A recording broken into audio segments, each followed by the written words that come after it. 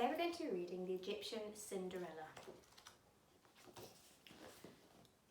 Long ago, in the land of Egypt, where the green Nile River widens to meet the blue sea, there lived a maiden called Rhodopis.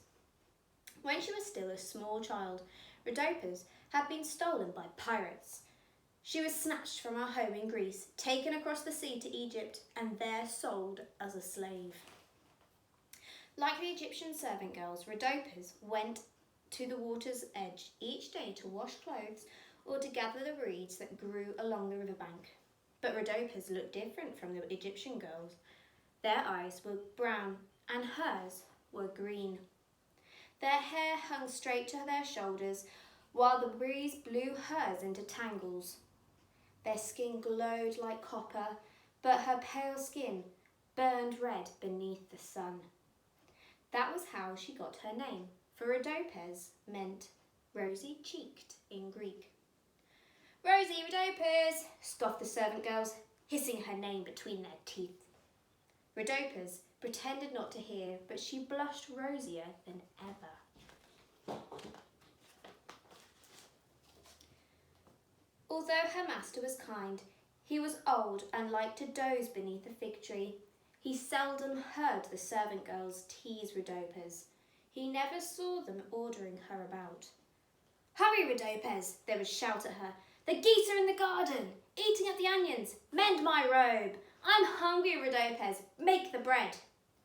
Rhodopis always hurried to do their bidding, for the Egyptian girls were household servants and she was only a slave.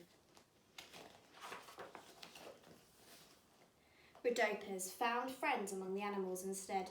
Birds ate crumbs from her hands. She coaxed a monkey to sit upon her shoulder and charmed a hippopotamus with her songs. It would raise its huge head from the muddy water and prick its small ears to listen. Sometimes when her chores were done and the day had cooled, Rhodopis would dance for her animal companions. She twirled so lightly on her tiny bare feet, scarcely touched the ground. One evening, her master awakened to see her dance. "No goddess is more nimble," he called out. "Such a gift deserves reward." He tugged his chin whiskers, thinking, and then declared, "You shall go barefoot no longer."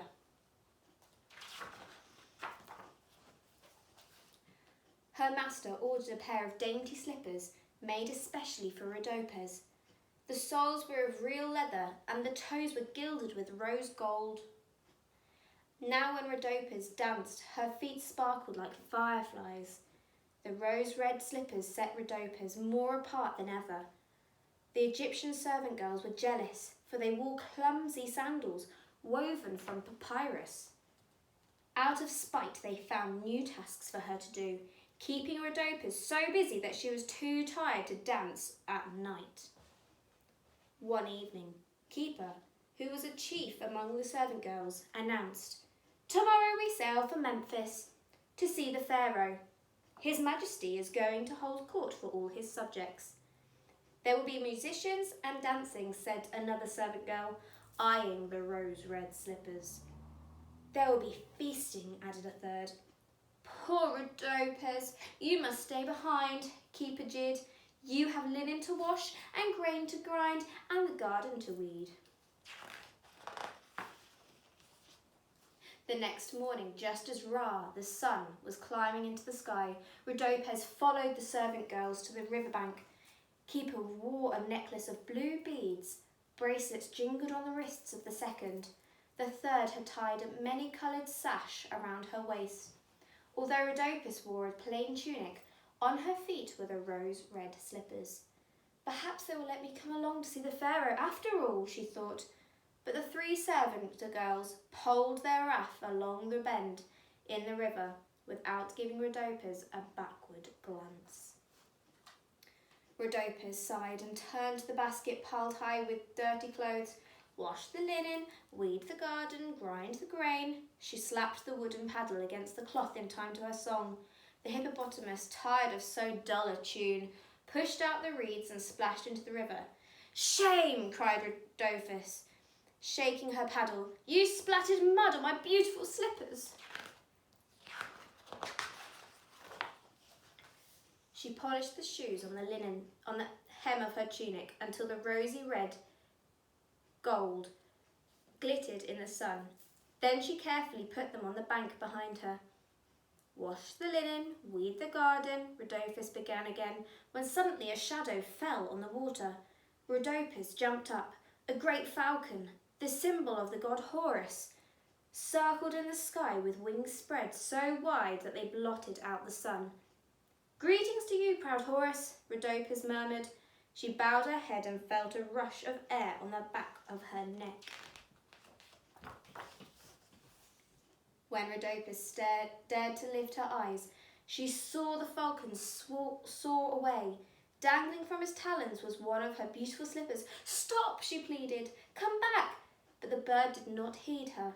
He flew toward the sun until he was no more than a dark speck against the gold. Rhodopis bit her tongue. One shoe was worse than none at all. Now she'd have to dance like a stork, hopping about on one foot, and even the monkey would laugh. Rhodopis tucked the slipper into her tunic and returned to her laundry, salting the river with her tears. After Rhodopis had lost sight of the falcon, the mighty bird followed the course of the Nile to the city of Memphis, to the square where the pharaoh was holding court. There the falcon watched and waited. The pharaoh's name was Amasis. On his head he wore the red and white crown of the two Egypts. The double crown was heavy and pinched his ears. He preferred driving his chariot fast as the wind to sitting on the throne. Amasis yawned.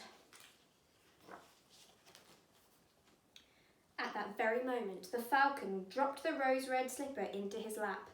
The slipper was so bright that Amasis thought it was a scrap of the sun.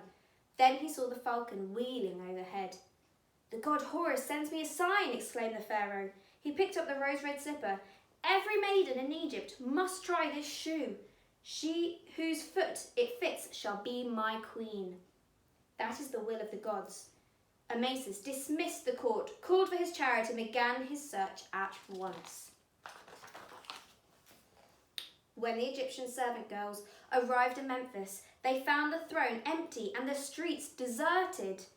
They were so angry on their return that even seeing Rhodopis without her rose-red slipper did not please them.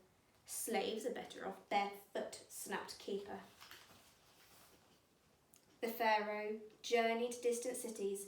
He tracked the desert where pyramids tower over the sand. He climbed the steep cliffs where falcons nest. The rose-red slipper was always in his hand. Wherever he went, women and girls, rich or poor, flocked to try on the slipper, but none could fit into it. It was such a small shoe. The longer Amasis searched, the more determined he became to marry the maiden who had lost the tiny slipper. He summoned his royal barge and vowed to visit every landing along the Nile. The barge was hung with sails of silk. Trumpets blared and oarsmen rowed to the beat of the gongs. The din was so dreadful that the barge rounded the bend in the river. Rhodopis fled in alarm. But the servant girls ran to the water's edge. "Now we will see the pharaoh," cried Keeper. Amasis held up the rose-red slipper. "Whoever can wear this shoe shall be my queen." The servant girls knew that shoe and knew its owner too. Yet they clapped their hands over their mouths and said nothing. If one of them could wear it. First, Keeper, then the others tried to put on the slipper.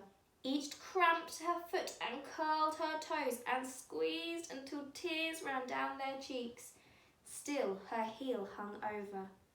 "Enough," said Amasis wearily. He would have set sail again had he not chanced to see Rhodopis peering through the rushes. "Come," he commanded. "You must try this rose-red slipper." The servant girls gawked open-mouthed as the pharaoh kneeled before Rhodopis. He slipped the tiny shoe on her foot with ease. Then Rhodopis pulled its mate from the folds of her tunic. "Behold," cried Amasis, "in all this land there is none so fit to be queen." "But Rhodopis is a slave," protested one of the servant girls. Keeper sniffed. She's not even Egyptian. She is the most Egyptian of all, the Pharaoh declared, for her eyes are as green as the Nile, her hair as feathery as papyrus, and her skin as pink as a lotus flower.